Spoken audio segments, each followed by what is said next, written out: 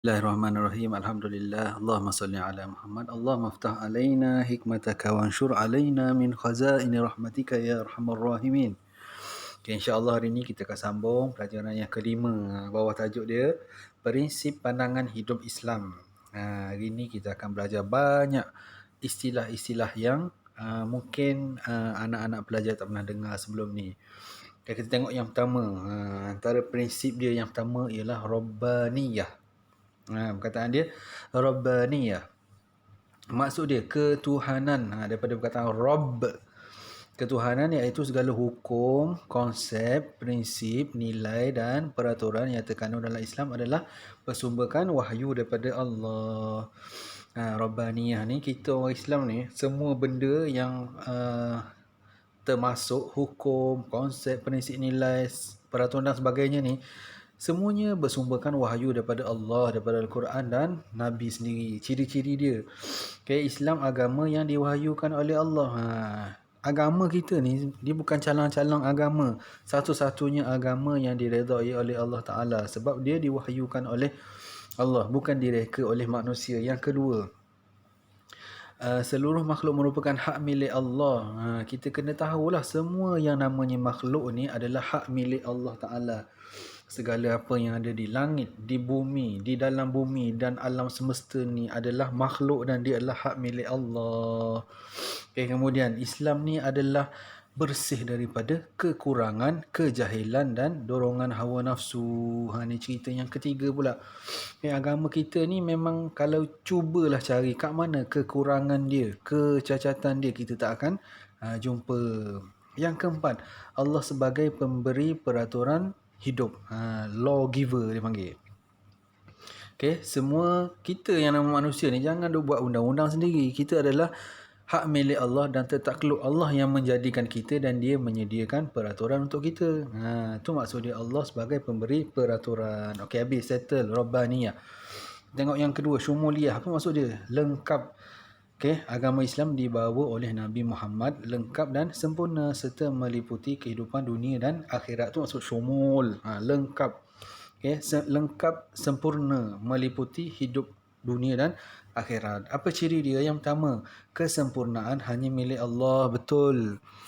Yang paling sempurna sekali adalah Allah Subhanahu Wa Taala. Kita yang nama manusia ni, kalau kita rasa sempurna sekalipun, kita masih ada kekurangan.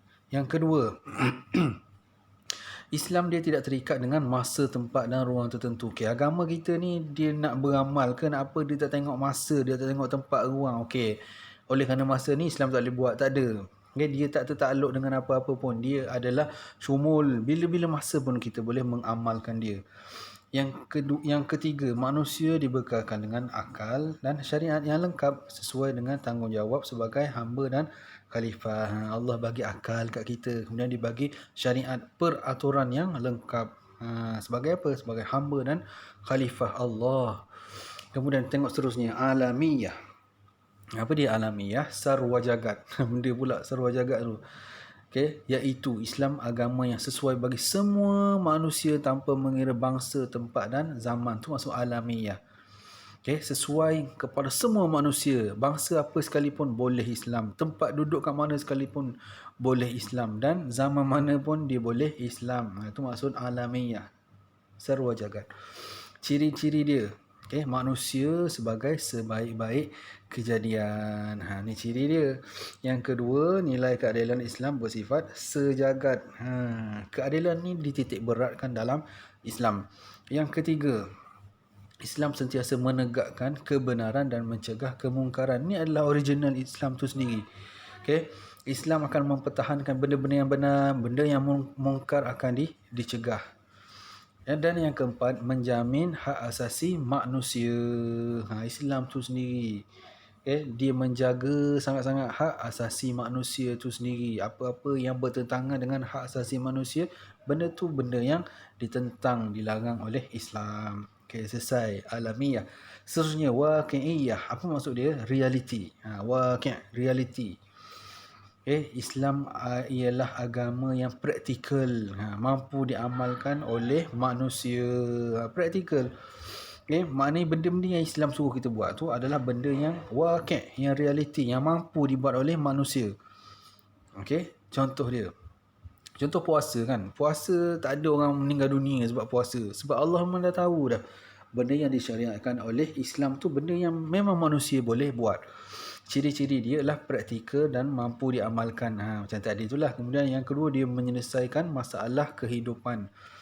Okay, insya-Allah kalau kita beramal ni, dia boleh menyelesaikan masalah kita. Kemudian yang paling penting, menekankan kesederhanaan dan keseimbangan hidup.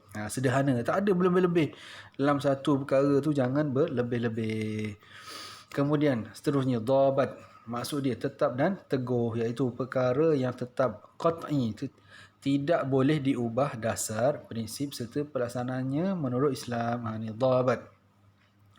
Dhabat ni maksud dia memang dah qat'i, tetap, memang dah gitu dah. Tak boleh diubah kok mana sekalipun dari segi prinsip serta pelaksanaannya.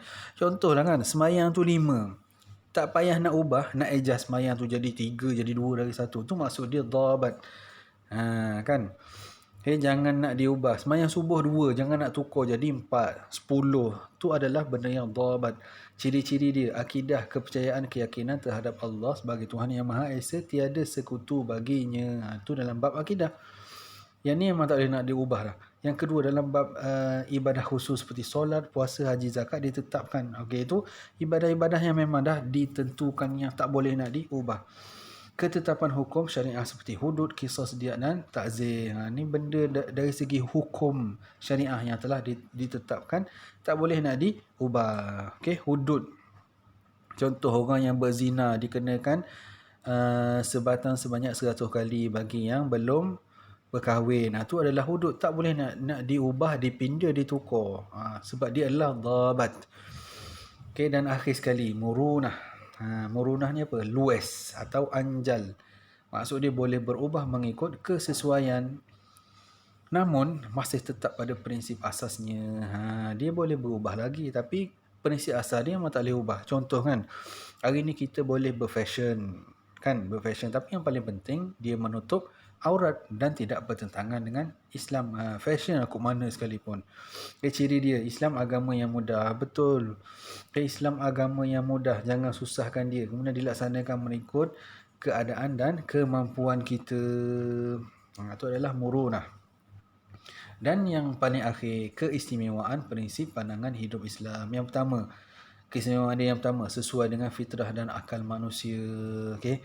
Benda yang Allah dah susun dalam Islam ni sangat sesuai dengan fitrah dan akal manusia itu sendiri. Yang kedua, okay, bersifat jelas dan praktikal, boleh diamalkan. Yang ketiga, sesuai dengan peranan sebagai khalifah. Okay, kita yang nama manusia ni khalifah, kita jangan ingat pemimpin je, kita sendiri pun adalah khalifah kepada diri kita sendiri. Kemudian seterusnya, keseimbangan. Dan lagi, mementingkan budaya ilmu. Untuk ilmu ni tak pernah habis. Jangan ingat kita habis sekolah dah selesai bab ilmu. Tak. Ilmu tak pernah habis. Dan akhir sekali adalah rahmat bagi sekalian alam.